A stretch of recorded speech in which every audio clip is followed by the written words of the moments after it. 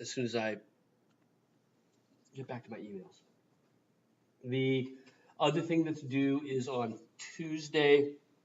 We're having our first close reading discussion, which is the Brian Wolf article, All the World's a Code. So bring a copy of it with you. Again, I recommend highly a printed copy. You don't have to print anything else for this class. It's only 9 pages long, right? Four pages if you do it double-sided, right? And you can also mark things up better if it's a hard copy, and can flip back and forth between the pages better if it's a hard copy, right? So if I say go to page 345 in your PDF, it's going to show up as page 9 or something like that, right? So it's just easier. So bring a copy, and I need the response, and there's a response prompt on Canvas, right? I need the response before class begins, okay? Do we need to look at the response prompt again? We went over it in class, right? We looked at what you're supposed to do for the close readings, right? Make sure you look at that, right, and review that as you're working up your response to this. These are part of the revised writing, so I really kind of do need it on time, right? If I'm going to get back to you in time to do the revision, and it should be the better part of 2 pages, right? So not just a page and a line and a half, and you've shrunk the border so it gets there, it should be the better part of 2 pages, because the 3 responses are supposed to be 6 pages. And if it's a page and a half, you're getting close, because I'll be telling you how to, what you need more of in it. Okay. The other thing is, remember that for the close reading, the other thing that we're doing is talking about the credentials of the author, right? So that's not part of the paper you're turning in. That's simply doing some research online, making sure that you back up your research by looking more than one place. Where did they go to school? What was their job? Why should we listen to Brian Wolf? Why should we think that he's a credible source of information, right? What else has he written? Just go to JSTOR or Art Index. Type him in as an author name and see what else is out there on him, right? Pick up a book review of something he's written. That will usually tell us where he's from, right? It's very easy to put this stuff together, right? 15, 20 minutes is all it takes. And then we can talk about why that guy's worth spending some time with. Okay? So that's that. We're going to wrap up the Peels today. Talk a little bit about still life painting by both the Peels and by others. And then we'll move on into landscape painting, where we'll spend quite a bit of time. American landscapes are really an important venue. So we were looking at Charles Willson Peale, who is, of the artists from the Revolutionary period, probably one of the most important ones for American art.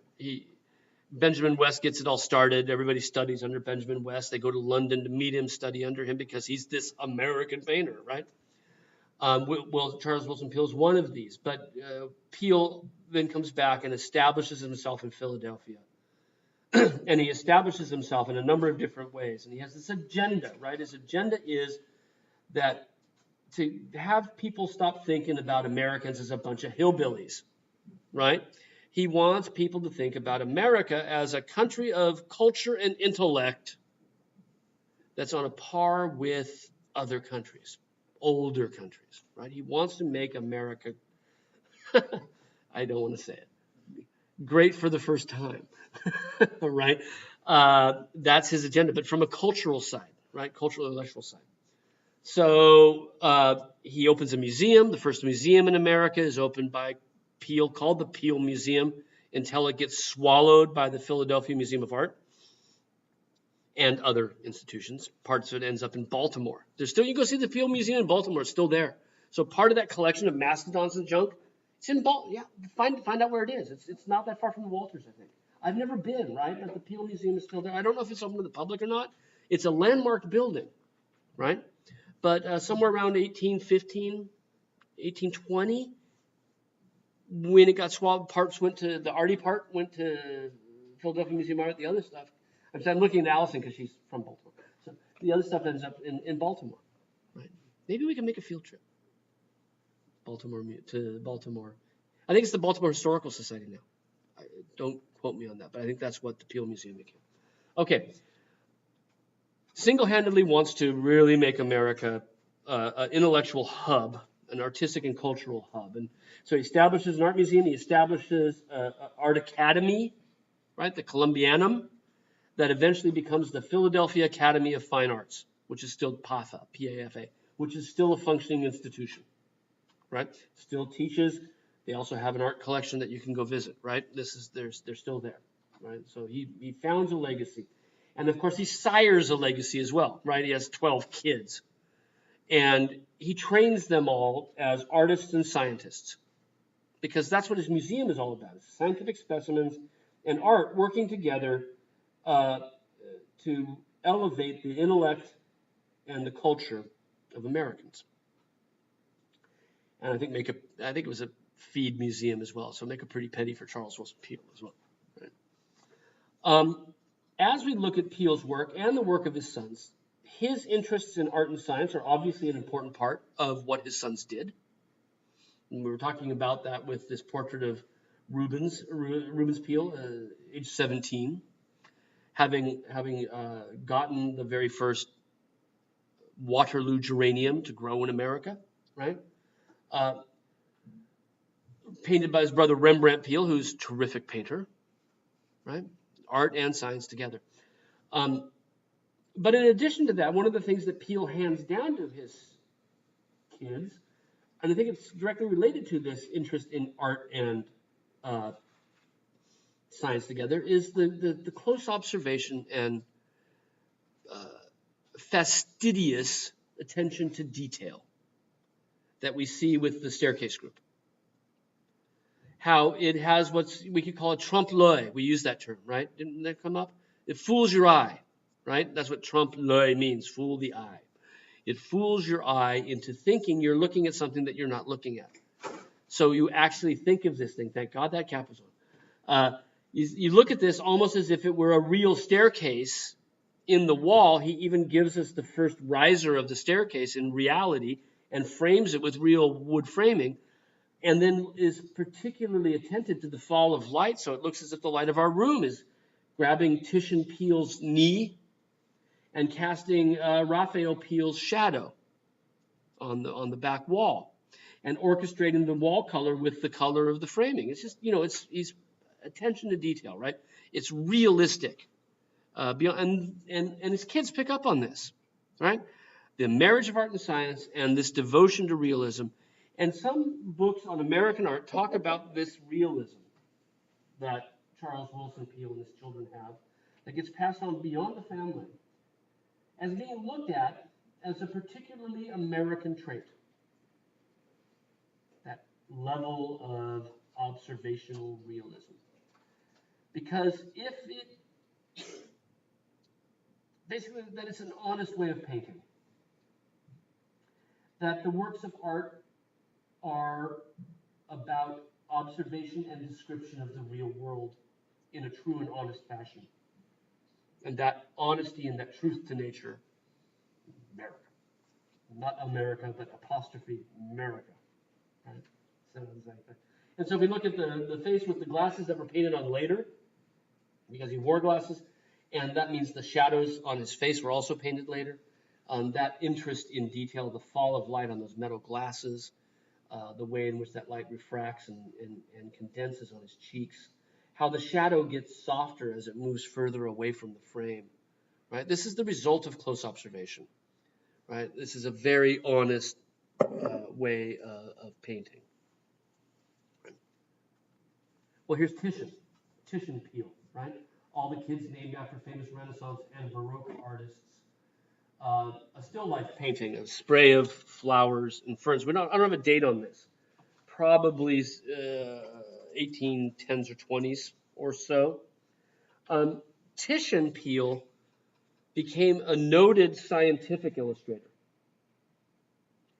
This came out of his experience with his dad, being trained in both art and science. He became the illustrator of scientific manuals and parlayed that experience into a few still life pictures as well, paintings, oil paintings. Now, it's important to note that for Titian Peale, the book illustration would have been the more important venture than the still life painting. Even though today we think of painting as being sort of the, the most elite art, right? Illustration is secondary. It's commercial art, we often call it. But for Titian Peale, the book illustrations were the thing. And they were actually more respected by his peers than the still life paintings were. Because there was a hierarchy of subject matter in painting in the early part of the 19th century. Right? And this goes back really to pretty much the Baroque period or earlier, when we started to get different types of painting, right? So if we think about painting in general, we've got various sort of subject matters that you could be a painter in. And we've so far been primarily looking at portraits. There were like 4 pens here before, and now I've got one that's, we have portraits, right? We've got scenes of everyday life. We've got history paintings, which would include biblical pictures, mythology pictures, but also historical narratives, right? We've got, let's say landscape, right? And these were seen to have a hierarchy, and in people's minds, during the time of Rembrandt and Titian Peale, Charles Wilson Peale, the most honorable, the most esteemed kind of painting was history painting. Because to be a good history painter, you had to paint still life. And you had to paint animals. You had to paint portraits. And you had to paint landscape. Right? It made you do all the rest. So there's a sort of a not trickle, that's not the right word, but there was a hierarchy. And still life was really low.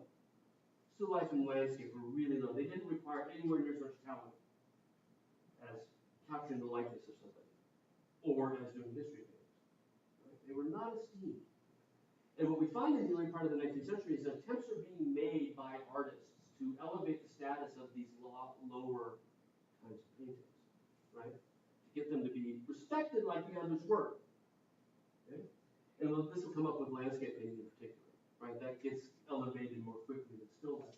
All of this breaks down around the time of the Impressionists, right? Toward the end of the 19th century, it's no longer an issue, right? And in fact, by that time, history painting's kind of out. Nobody likes it anymore. And for artists, this was kind of difficult because portrait painting is kind of boring in the long run. To paint portraits is just, especially again, part of when we think about Rembrandt Peale innovating with the Washington pictures that we looked at and doing that porthole thing, right? Part of that is he brings some life into this. And I don't know about you, but by the time you get through all this, it's like, I'm so done talking about portraits, right? There's only so much you can do with that. And for artists, there's this idea that this is esteemed by critics, but dull to do, right? So still lifes are much more difficult in the long run than painting a portrait. Especially if you're going to be exacting, like you would expect a member of the Peale family to be. It's very, very dull, right? But it's not well regarded in the critical art world, right? In fact, Charles Wilson Peale did not want his kids to do still lifes. He just thought it was beneath the level that because remember what his agenda is to get America up to this lofty intellectual level. And so for his kids to want to do still lives, that's difficult, right, for him. So anyway, Titian does some because there's a market for them. It's a good source of revenue. But his primary work was as a book illustrator, right? And he's terrific. And it came directly out of working for Dad, right? We can't underestimate the degree to which Charles Wilson Peale, the father of these artists, is important for the development of American art, right? And so Titian Peale had helped Dad growing up. All the kids helped him. We saw them.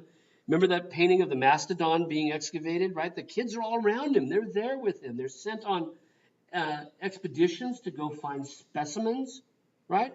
They're sent to as far away as South America when they're in their teens to go bring back cool stuff for the Peale Museum. And then when they're back, they're put to work not only taxidermying some of the biological things that they found, preserving it, right? But in addition to that, they're making the little sets, right, to exhibit them in the museum. So, they'll craft up something with a branch and a bird on the branch and all of that. They're doing that as well. They're making these little stage sets. And I think for me, you get some of that in Titian Peale's illustrations, right? So he became this scientific illustrator. And that career was really jump-started by Dad when he assisted him going on excursions. By 1819, he was being asked by other people to accompany them. So he was actually asked to go to the Rocky Mountains with an expedition that was going out there simply to document what they had seen, because he's such a good draftsman, right? And they wanted to, if they're going to see a strange bird, they want to make sure that they get it documented, or the plant life, or I don't know if he did the actual landscapes or not, right? I haven't seen the sketchbooks, right? But these things then become the stuff of these science manuals that he illustrates for publishers. And we have quite a few of them floating around the area, but I only show you like 2 or 3 because he's just so good. And by the way, this is not an ornithological class, so I don't, when it comes midterm time, you're probably not going to be asked to memorize bird types or anything like that. That's not the point, even though I think Titian Peale probably did, right? So taxidermy, expeditions to see these things in the wild led to this career for Titian as a scientific illustrator. These both are from a book that he illustrated by a man named Bonaparte. I don't know if he's related. I imagine he probably is, right, to the Napoleons. American Ornithology, right? He provided all the plates for the text, right?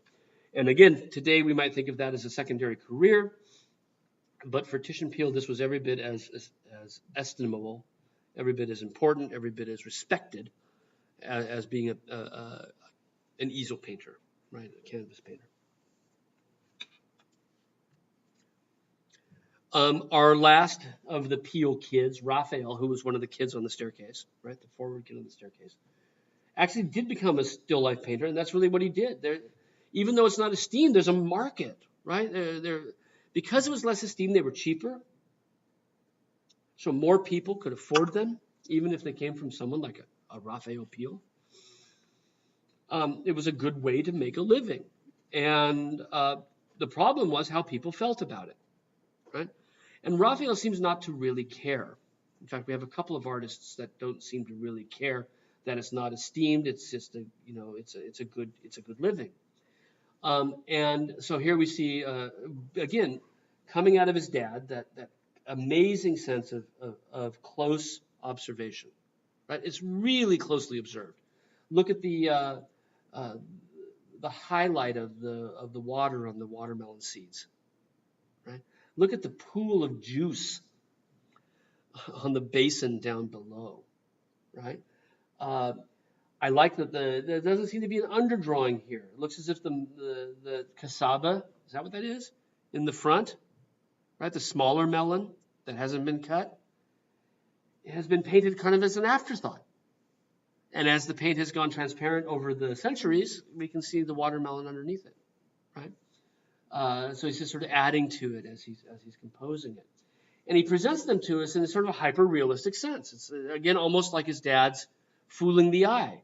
You get the sense that you're looking at a niche, right? A little shelf that this stuff has been put on. And imagine in a frame, it's almost like there's a little hole there, and you can reach out and grab it off of the shelf.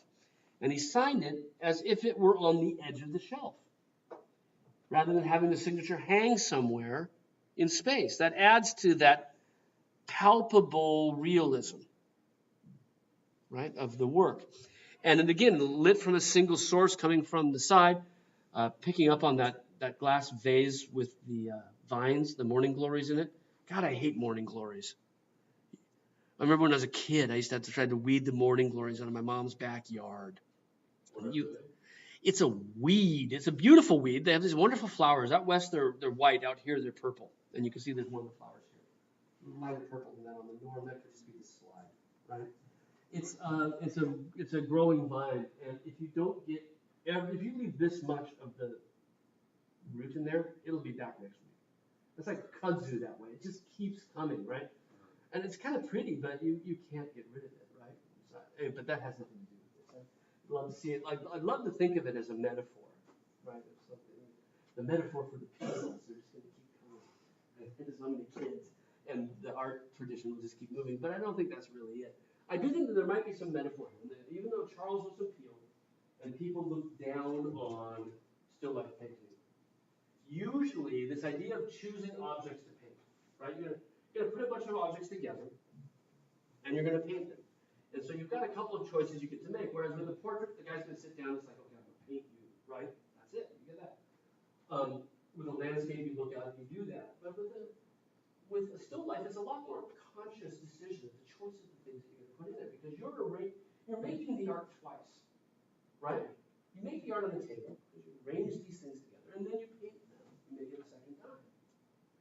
Whereas with landscape, you don't get to do that, right? It's out there. You choose which way you look, but God made it, right?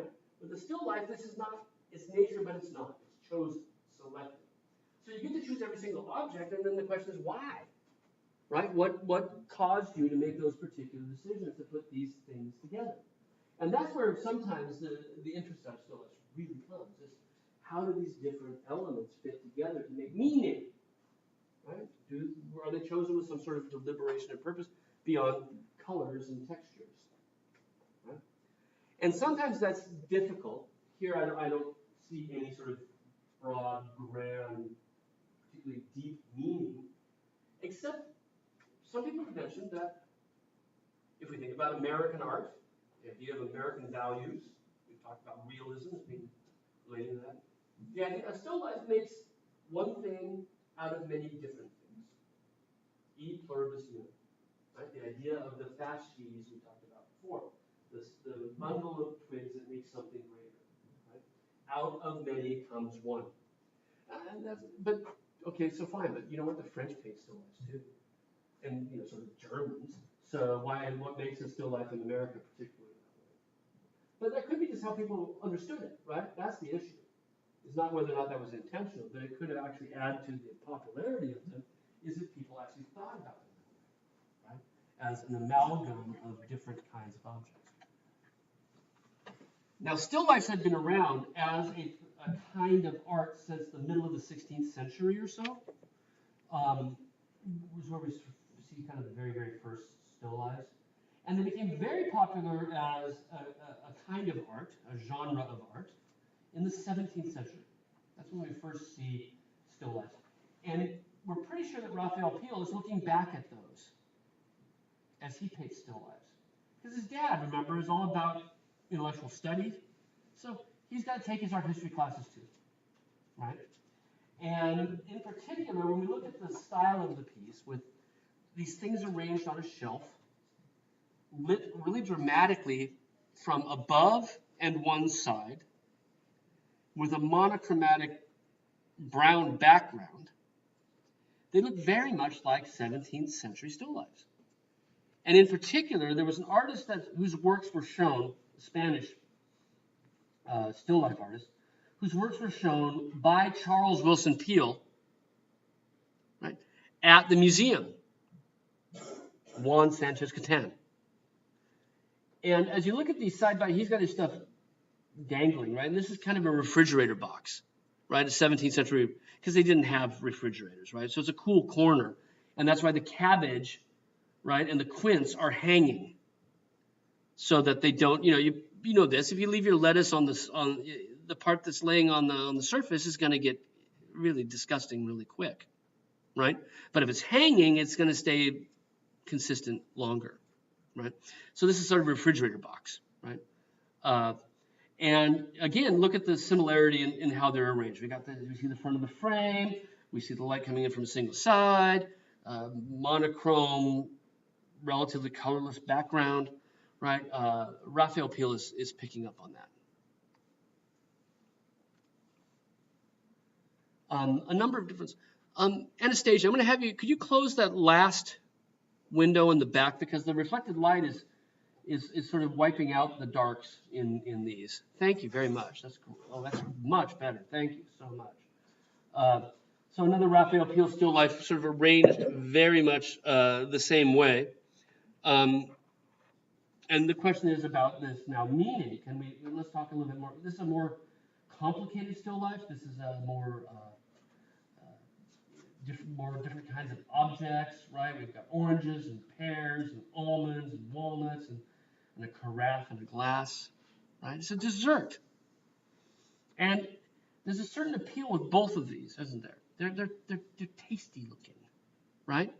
They look really appealing, not just to your eye, but to your other senses as well. The sense of touch there's something about it that says, ooh, I can tell how the cassava would feel different from the pith of the melon in the background, right? The shininess of the vase with the morning glories, the wet seeds down below, and in the dessert picture on the right, again, textures everywhere, and then smells and tastes, right? This appeals to all of your senses.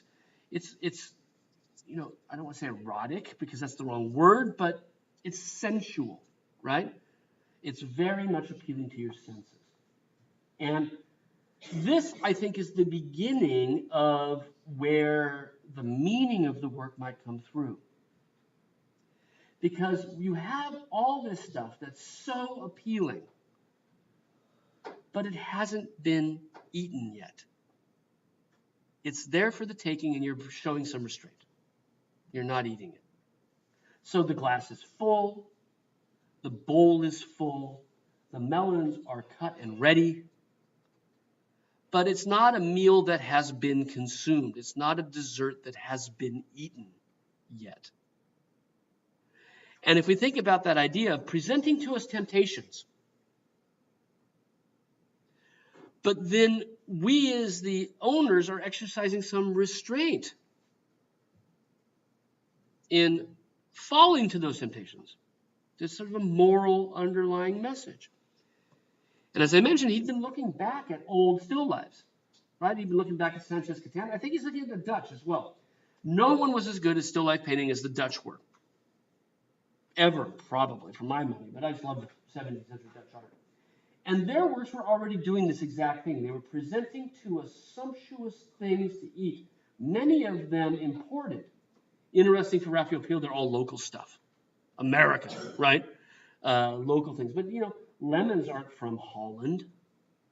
And it's carved, and you can see there's an idea that you should come and partake. There's a lucite's not the right word, a crystal handle coming out toward you, saying, come on, join in, right? It's extended at you, asking you to join. We've got these peaches, right? And all of these wonderful stemware and the dark background. You can see the similarities to Raphael Peale's thing.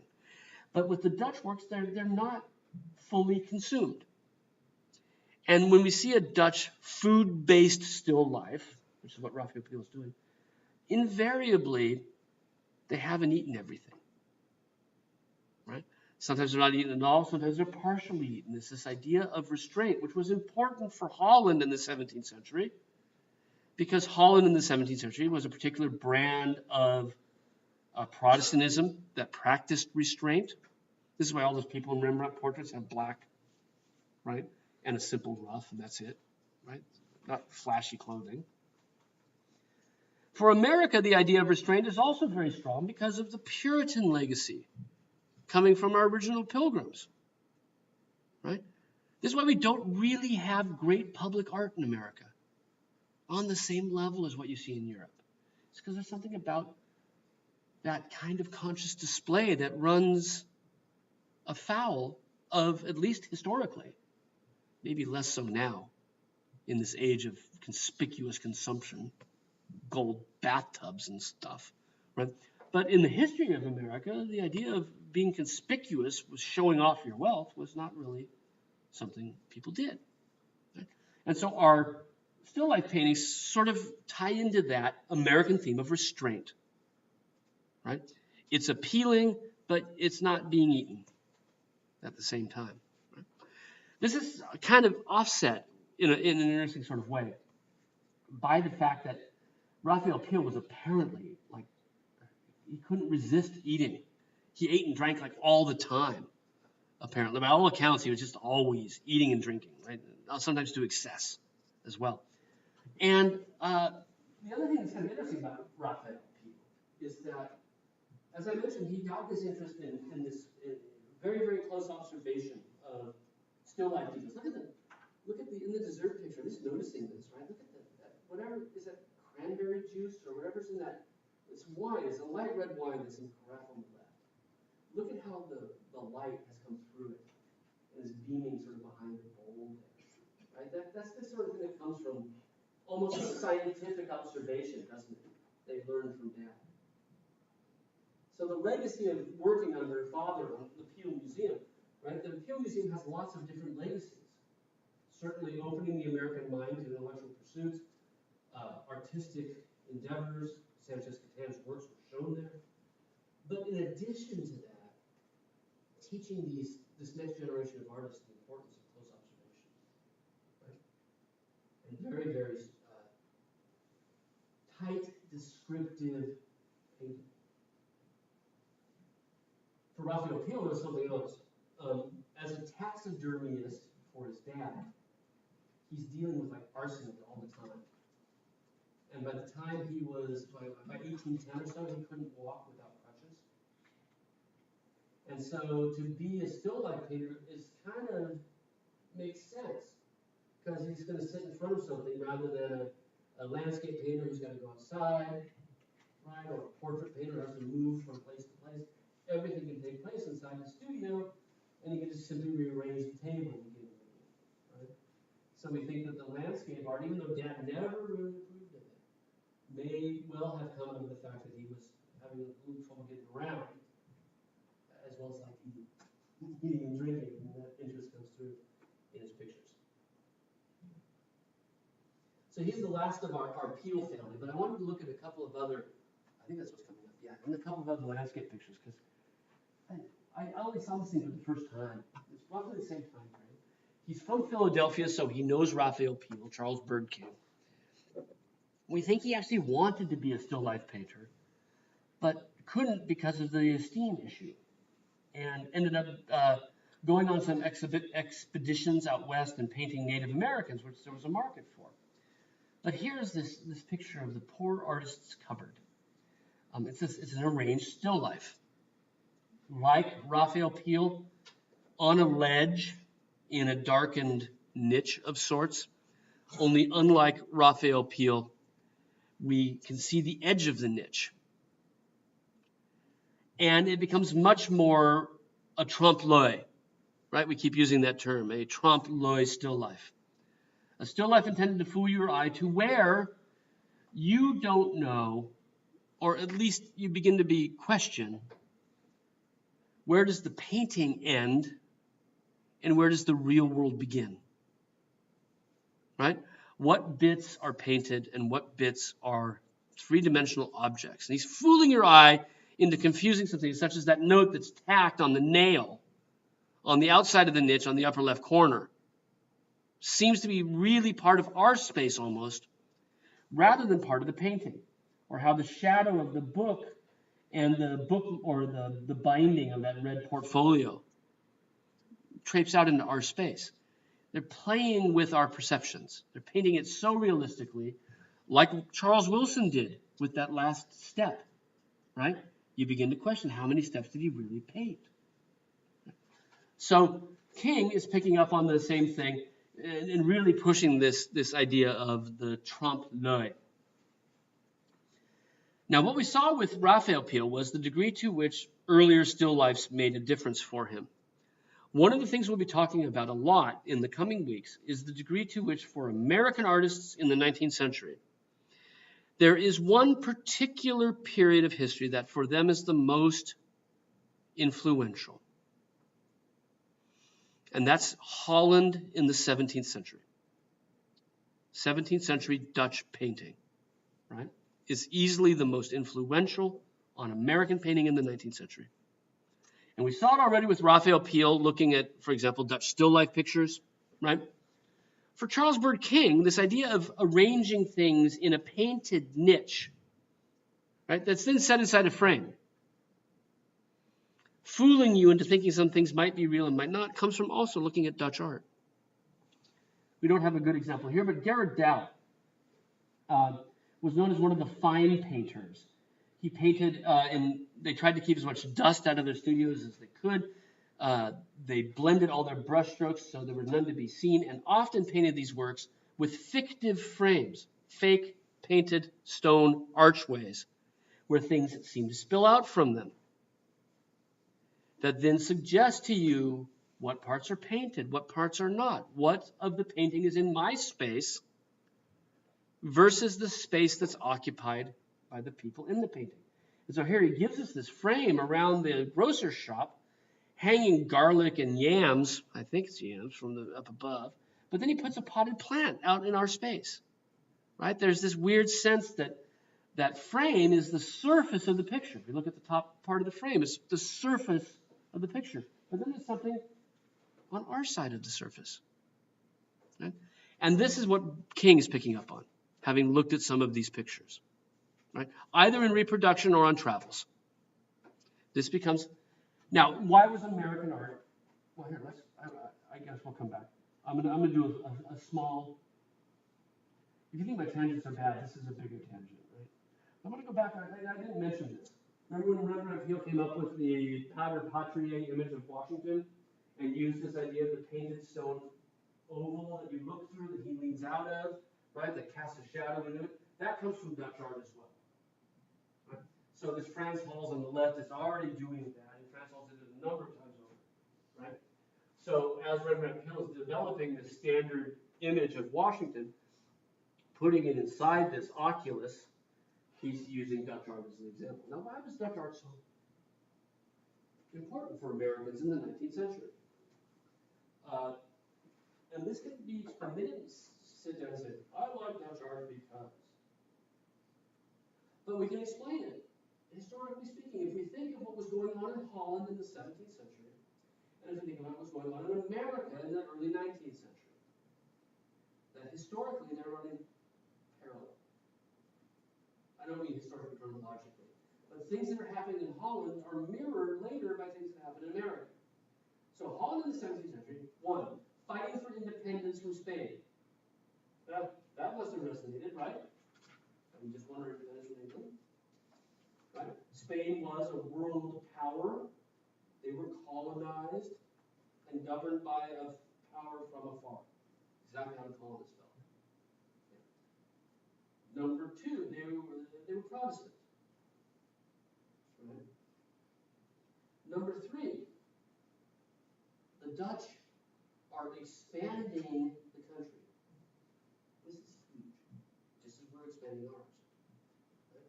Now, we're expanding ours through expeditions, right? We're westward expansion, right? Starts with the Erie Canal in 1825, eases the idea of America starting from the 13 colonies, just getting bigger and bigger as we reach manifest destiny all the way to the California coast. Right? For Holland, they're growing at the same time that they're establishing their identity by reclaiming land from the sea, using windmills and dikes to pump the water out and make the country bigger, more arable. All of these things together, if we just put them all together, plus there's obviously the palpable realism of Dutch Baroque art.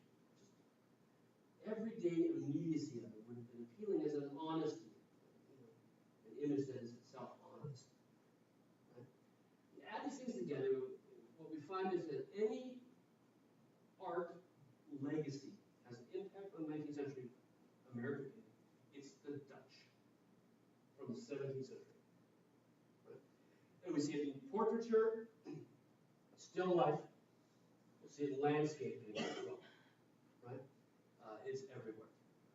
So just keep that in the back of mind. We'll come back to the Dutch on a number of different occasions. Let's go back to our picture. Right?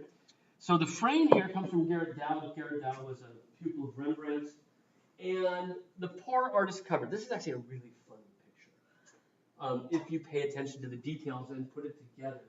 It's a hoot. It's a comment on the status of art in America and Charles Burr King's status as a painter of still life. And it's basically saying, like, this really stinks. That nobody values art. That's the statement of the picture. So this is the cupboard that is owned by an impoverished artist. Right? That's the poor artist cupboard. And so here we see on the right, all he can afford is bread and water. Right? So we got a hunk of bread, a knife, nice looking knife, and a glass of water on the left. He doesn't have expensive foods, right? You're poor. You eat what you can. The loaf of bread is set on top of a book, The Lives of Painters, a very famous book. Right? This is the Lives of Renaissance Artists, written by Giorgio Vasari, pupil of Michelangelo. And the real title of the book, the full title, when you look at the title page, right? The Lives of the Most Eminent Painters, Sculptors, and Architects. Right? So he's comparing his current situation as an impoverished, starving artist to a period when, in the Renaissance, right, artists were esteemed. Artists were noblemen. Artists were gentlemen. Right? There's a story that the Holy Roman Emperor went to visit Titian in his studio, reached down and picked up his brush for him and handed it back to him when he dropped it. Right? Where the most powerful men in the world would serve artists. And this is juxtaposed with having nothing, right? Having bread and water to eat. Now the portfolio down below, right? I have to look this up, right? Lists paintings that have been sold in Philadelphia. So we can actually read some of the things that are on that page. Paintings sold in Philadelphia. And it lists mostly portraits, right, which were, as we've seen, the majority of art that was being made in the post-colonial era, right, in the early Republic. And this is a commentary, again, on this sort of boring kind of art to make, right, portraits again and again, and the fact that if you're trying to do something else, still lifes or whatever, you're much less likely to be successful. You're much less likely to have anything sold. If we start to read the books, Advantages of Poverty, third part, right? A big book on the advantages of being poor. This is a made-up book on his part, right? But he's up to part 3. He's figuring out why I'm going to be broke the rest of my life. I may as well figure out what's good about it. And next to it, behind the water, is a very heavily worn book, The Pleasures of Hope, right? Has to keep thinking about hope. So he goes back, and that's one of the most read books because he's got to keep thinking, what are the pleasures of actually being hopeful, right? A simple glass of water to go with the bread, and then there are 2 calling cards leaning against choice criticism on the exhibitions at Philadelphia down below. 2 calling cards. These are left by visitors to the artist's studio. Right? The one in the front is addressed by Mrs. Skinflint. You ever heard the word skinflint before? It's an old term. Miser, right? It's a euphemism for being miserly, not spending any money. Mrs. Skinflint. So if you called someone a skinflint, that meant they never. It's the guy that tried to, have you ever gone out to lunch with somebody and you're going to split the check? And somebody leaves exactly the amount that their hamburger was without even thinking about either tip or tax, right? And so all of a sudden, you're the guy that's going to gather all the money and take the money in, and you're still like $8 short because too many people gave $6.99, right? That would be a skinflint, okay? So this is from Mrs. Skinflint, and it's addressed to the artist whose name is C. Palette, like the artist palette, right? These names that refer to what they did. And she's saying, I would like you to come and visit me. And then it says, but come after tea. In other words, she doesn't want him to come with all of her social friends there because he's not of the same status.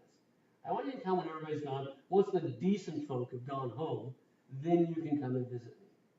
Right? So that's one of the calling cards. Please come visit. But you know it's not going to lead anywhere because she's Mrs. Skinflint. And the card behind it lists his debts. Talks about an outstanding debt of $5, which may not sound a lot to us, but it was an awful lot of money back then. Right? And it lists what led up to his debt. So the people that are coming to call him are people that don't pay enough money on the first hand, don't want him to soil their status with their friends, and the people who are coming to collect money that he owes. Right? behind it, right? Shane on the vegetable diet. Not vegetarians is kind of hip and cool, but back then it just meant you couldn't afford meat. The miseries of life. A whole book on the miseries of life, right? And on and on. Burton's Anatomy of Melancholy, right? The Anatomy of Sadness. So everything in here is all about sort of how poor and sad he is. But I think it's funny at the same time, and I think it's definitely intended to be funny. And as we back away a little bit, we can see that there are these 3 portfolios up here, and they're handwritten, so these are gatherings of papers, unpaid bills. We fly by night, right? Sneaking around, probably because you owe so much money to everybody. No song, no supper, right? In other words, if you don't produce something, you don't get to eat. So, and then some artistic tools here in the background, right? So it's this comical picture intended now to illustrate what it is to be an artist. And this paper that's tacked to the frame on the upper left corner, sheriff's sale.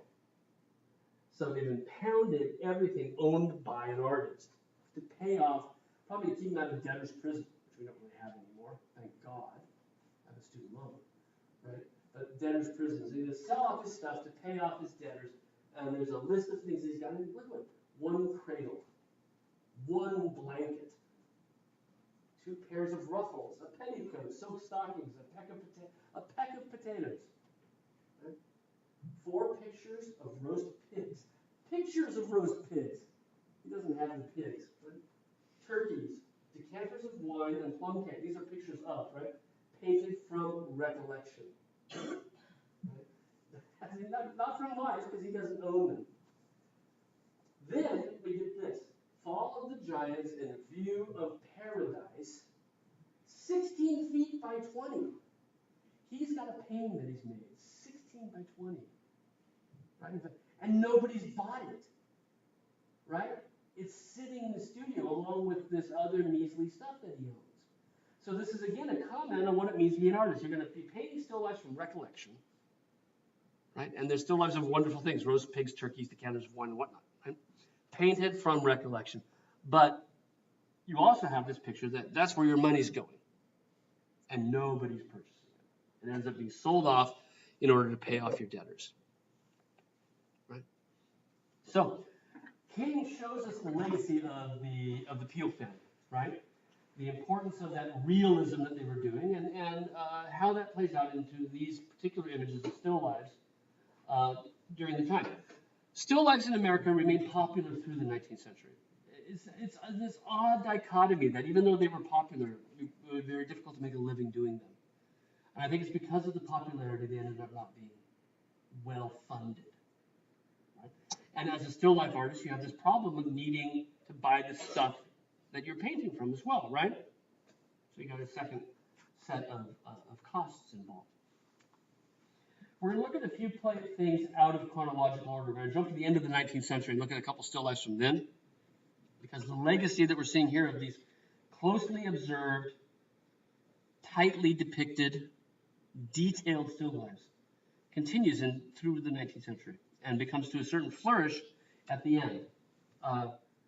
William Michael Harnett was an Irish artist who made his career here in America and gives us these also very hyper-realistic still lives. Lit from a single side.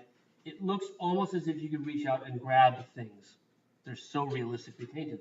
That piccolo, the pipe, the pen that seems to drift over toward you as if asking you to write with it. Again, highlighted from a single side against a darkened background in that Dutch Baroque tradition. Here's a Dutch Baroque piece, just so we can think about these. Now, this has a brightly lit background, but I think this makes a nice comparison for other things. In the tradition of still lives, right, that idea of restraint was really, really strong. The idea that you put things out there that can be used, but you don't. They appeal to your senses, right? but then you show the restraint in not partaking in them, or at least not pigging out, right? The other thing that Dutch Baroque pictures do, in addition to appealing to all your senses, is they tend to use that theme of restraint as a way of saying that it's all well and good to please your senses, to eat, smell, touch, whatever. But just remember that life is short. That the pleasures that you encounter during your life, you need not to overindulge. Because the reason for not overindulging is remembering that you have an eternal soul that requires some of your attention as well. Does that make sense? Right? So if we look at the Haida picture on your right, we've got a mince pie, which is full of incredibly rich ingredients. It's really like strongly flavored. Okay? And they've left some.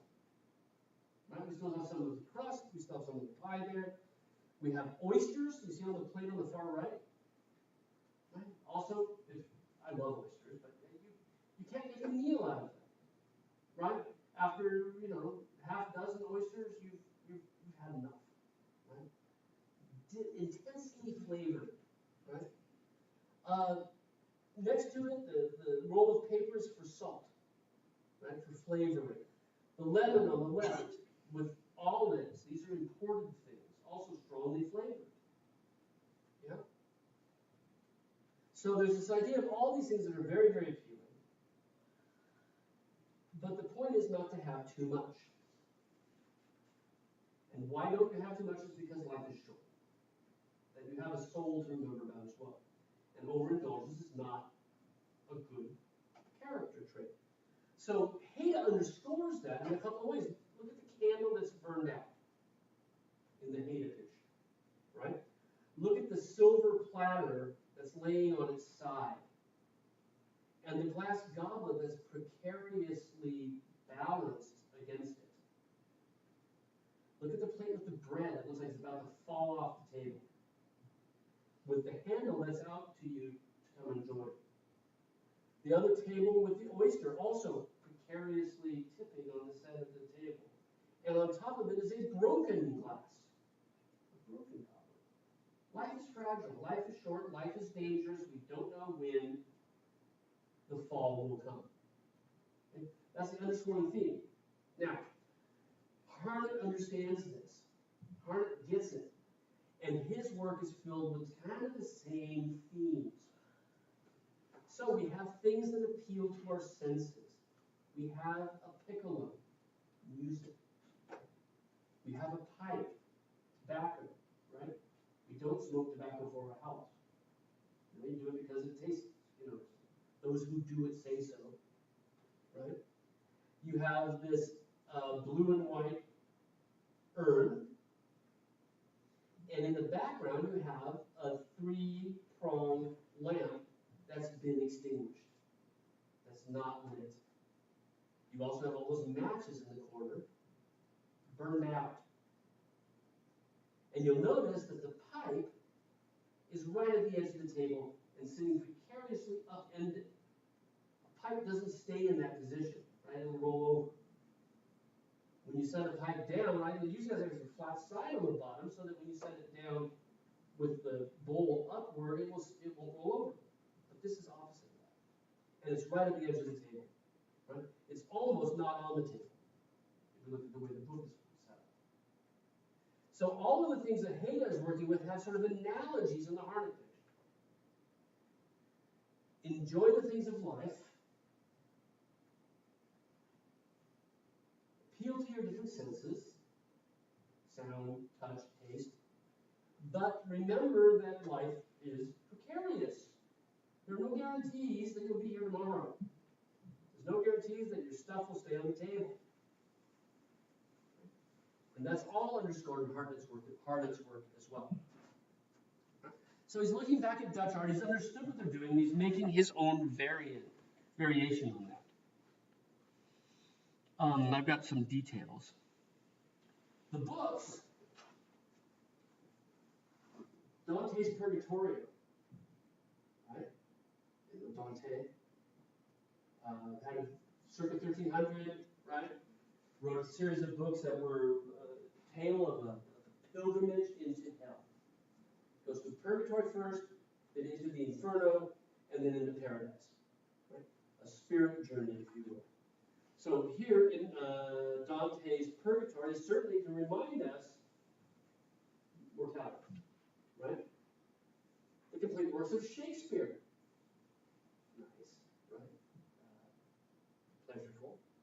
The other work is Tasso. I don't know much about Tasso, right? But these are all intellectual pursuits. These are all the delights of life, right? Reading novels, reading plays, right? These are good things. These are wonderful things. Charles Wilson Peele was also, right? And the life of the mind, as represented through the inkwell with the pen, right? These are intellectual pursuits that give us pleasure during our life.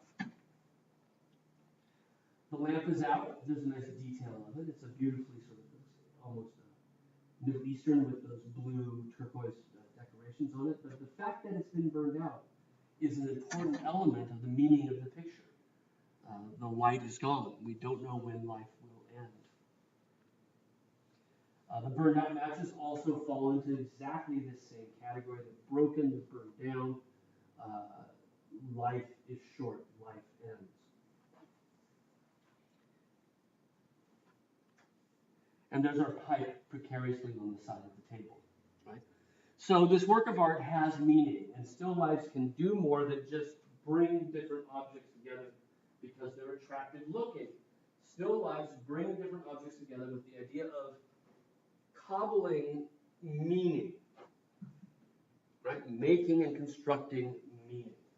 I love the ashes, by the way, on the book as well, and certainly ashes are another reminder of mortality, aren't they?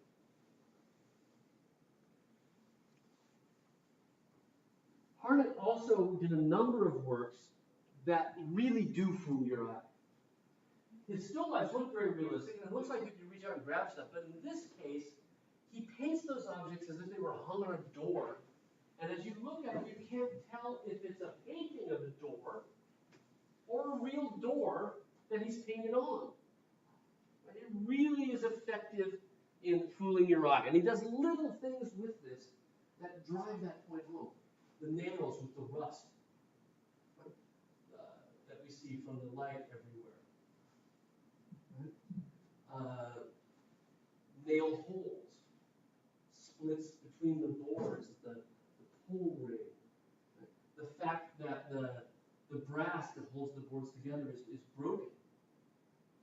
Right? Part of it is missing. All of them, the paint underneath, right, shows the bare board. Right? The paint's missing underneath it. All of these things add to this incredible sense of realism, of palpable realism in this work. Probably again a metaphor. It's an old violin, been hung up after being played extensively. Think about that as a metaphor for life. Right? We retire after working hard. All of the varnish is worn off. There's even, I don't know if you can tell, there's dust on the top of it. It's been hanging here for a while. Right? It's simply a retired violin. So it's intended as, again, a reminder of mortality, right? Within this still life. Without giving us any sort of obvious things like a skull, right? Or in this case, even anything so obvious as a burned out candle. Down at the lower board, this is great, it's a letter from Paris that's addressed to Harnett. Right? So you see that's where his signature appears. But it looks like it's fallen off. And the way he's painted it is as if it's wedged between the door and the frame that would surround it. I wish I had a picture of it in situ, right, from the museum. Because then what it ends up looking like is you got this framed picture, right? The frame comes right up to that lid. And then you got this letter that looks like it's a three-dimensional object that's been jammed in there. Because somehow it's fallen off that wall somewhere and stuck in front of the brass that holds the boards together. That makes it that much more realistic. And goodness knows, right? Looking at this, would any of us have the patience to do that? Right? To paint the light hitting the side of the stamp. Right? Understanding that if it's going to be realistic, the stamp's a three-dimensional object sitting on top of that letter. And it's thinner than the letter, right? But it still has a thickness that you need to account for if it's going to be effectively realistic. One last still life artist, and then we'll quit. Peto, John Frederick Peto, knew Harnett. They both studied together in Philadelphia. They were at the Philadelphia Academy of Fine Arts, right? That school that Charles Willson Peale had started almost 100 years earlier. Right? They would have known the Peale's works coming out of Philadelphia. They would have known that interest in realism, right? And Peto knows Harnett's work. They met each other. They knew each other. And so his old violin shares exactly the same thing as Harnett's. And it picks up this idea of doing this trompe l'oeil stuff tacked to a wall theme that Harnett had already been doing. Again, he's trying to fool you into thinking that you're looking at a real wall. So we have all those nails, we have chips out of the wood, we have parts where the paint has worn off, we have things hanging on it as well, in this case a key rather than the pull. His violin just as worn as Harnett's is, and with a broken string, right? So it's more than retired, if you will, right? It's no longer even able to be played. And you can see that he paid attention to where the chin of the violinist goes and how the varnish is worn off even more down there and cracked, right? Which they tend to at that point from the contact with us and all of the extra oils that give off and sweat and whatnot, right? And he's understood that and brought that into the picture. Even I just love details like I get a sense that edge rounds just a little bit as it goes into the sound hole, right? It's not just a clean, sharp edge, but this is slightly beveled edge. And this comes from, again, the kind of observation that Peale taught his kids and became part of American art, especially American still life painting. I don't know how well this is showing up here. Look at home. But the place where that little tacked piece of paper has been torn off, the door underneath it, it's actually less faded. It's slightly darker, the paint is, because that thing had been tacked up there so long that the other paint on the wall faded from direct sunlight or direct light, and that part didn't. That part was preserved the original green. And in this, with this projector in this room, it's not showing up as clearly, but that was the point of bringing that detail in, was you can barely see the edge. Here. But it is a darker green. And that's the kind of observation he's bringing to this piece. Up above, we can see the chips in the door. Other things have been torn off, those nails coming out at us. And he's even carved his initials into the door, John Frederick Peto. Right? So there's like he's a kid up there with his pocket knife, right? Carving his name. It's almost like it's a signature, but the signature's down here. Right? He's actually signed it elsewhere.